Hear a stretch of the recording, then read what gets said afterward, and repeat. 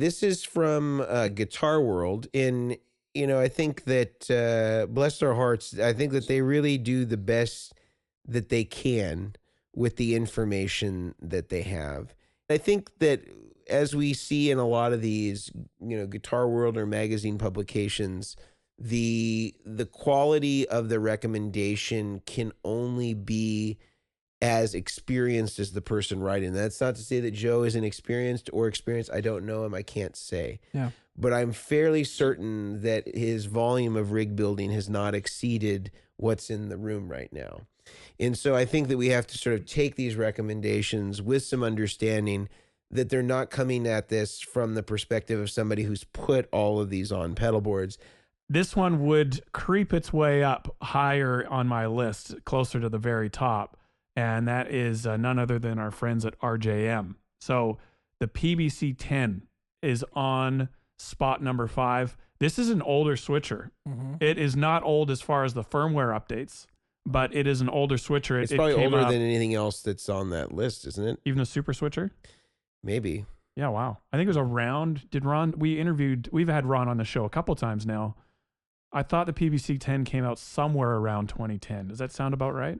Something like that, because I remember him saying, I think, that when the PBC 6 came out, it had those reorderable loops, is when Boss had released their reorderable loops one, and he was like, "Oh man, I thought we'd be the first to market with it." But I think that given how long it's been out, and then the fact that this doesn't have reorderable loops, and then it's in spot 5, I think is sort of proof of what makes it really great. I think, as far as build quality, there's nobody who's going to exceed what RJM is doing as far as the switches are concerned. They are totally well-built, bulletproof, and if something goes wrong, Ron and Sherry are really great.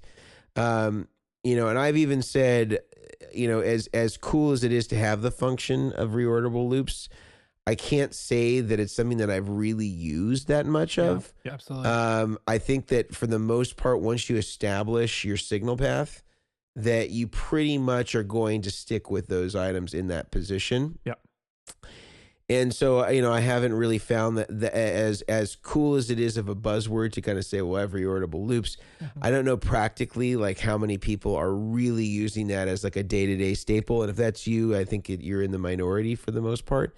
And I think once Ron, and I know that this has been a conversation topic amongst them, once it gets to the reorderable loops, which I know is something that they're working on, I mean, I don't know that there's much that's going to be better than this. Yeah, I mean, especially with the editor, how much you can, it has 16 banks, 16 pages. And after page 4, it's blank. So you have basically option galore, and you'll see people that have like, Jackson audio pedals or stuff that take MIDI CC messages and do different like gain stage cycling and stuff. They'll have a whole page dedicated to where they can really dial in whatever custom presets they want to do. The parallel and series options, as you were mentioning, is awesome too. When you're putting it in parallel, that's when you get the spillover feature, like the trails and stuff. So a lot of people will be like, oh, I thought I was supposed to have trails. Once you put it in that mode, it doesn't, which is really nice. It's funny because I love the tuner. I don't know why. Yeah, that's where I'm not saying it's bad. I just don't. I would much rather have like a Sonic Research or. Oh yeah, no, and I have all of those. And I have the mini Sonic, but to me, I'm like, oh, if I put that tuner on the board, then I can't fit another, an RC booster or a Vertex boost or whatever new pedal I decide to put on. I just bought a Benson preamp pedal, so like that could go right there in that spot. Was that a flex? No, guys, no, it wasn't. I love Benson. I love Benson. No, Benson stuff is awesome. Their stuff is great, but just like that's what it comes down to sometimes. And also, I like the size of it. It's very similar in size to the G3. It's very similar to. I wouldn't even say it's the same as that EHX one in the size. A little smaller. Yeah. But like I like the slantability or whatever, the enclosure size of it. I think it's really well built. I am excited for whatever little goodies they are working on. They're always working on something. Their editor only gets better and better. And I will say, because looking at the list, I didn't see the 6X on the list. So a little spoiler alert, I'm going to say that. I didn't see it on the list. I could be wrong. But like I've had the 6X multiple times.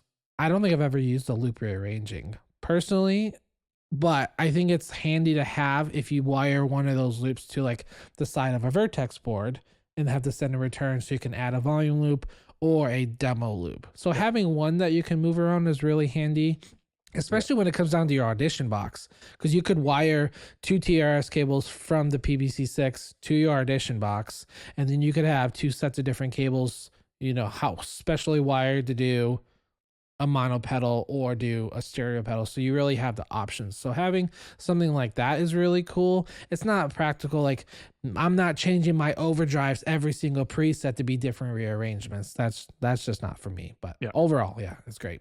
Yeah. Mm-hmm. And I think where RJM, I mean, I don't want to come across, because I have to say RJM is not sponsoring this episode at all, nor have they ever sponsored the podcast. We just love their products. Mm-hmm. But we can talk about the things we love about RJM all day long. Some of the things I don't like about them, just so you guys can be on the same page on that side. Every one of these switchers is going to have pros and cons. You do have a bit more of a learning curve with RJM. So that's why I think the switchboard, the Fender switchboard for them was such a brilliant idea, because it simplified their whole environment. And Ron is awesome at taking feedback from his customers, the people that actually use the products. And he'll implement those changes if he would, agree that, other people will probably get something out of this. There is a bit more of a learning curve. And I think the environment can be intimidating, especially the computer editor, which is also incredible. The computer editor has so much in it and so many options to cater to these different contingencies that it can be intimidating at first to really get into that environment. But I will say, if you're willing to learn it, if you're willing to go on the RJM forum, watch some YouTube videos. I know Brian's done videos. I've done RJM videos. I'm not sure if you've done some RJM stuff in the past as well. But if you're willing to just learn it, then there really is nothing holding it back from being in the top spot.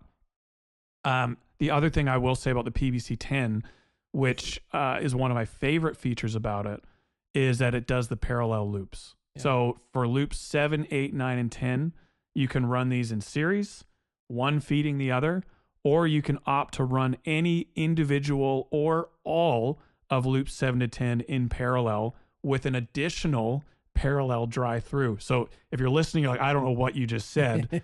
It's basically like a wet, dry, wet rigs dream. It's awesome, with a bunch of control that other switchers just do not give you.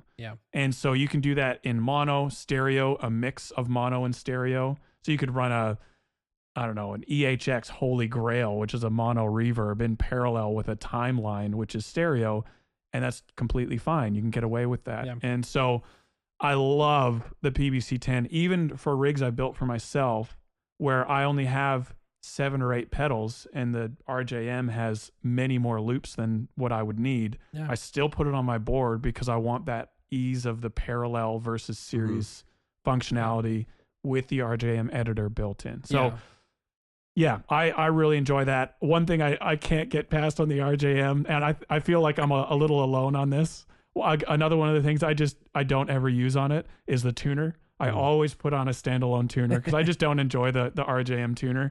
But I've told Ron and Sherry that, but I still put it in my top spot. The RJM environment, the 6X is great for certain types of boards. The PBC 10, the bigger brother, is great for other types of boards, but the environment, the editor, the flexibility you have, if you're going to get heavily into MIDI, it's just the way to go.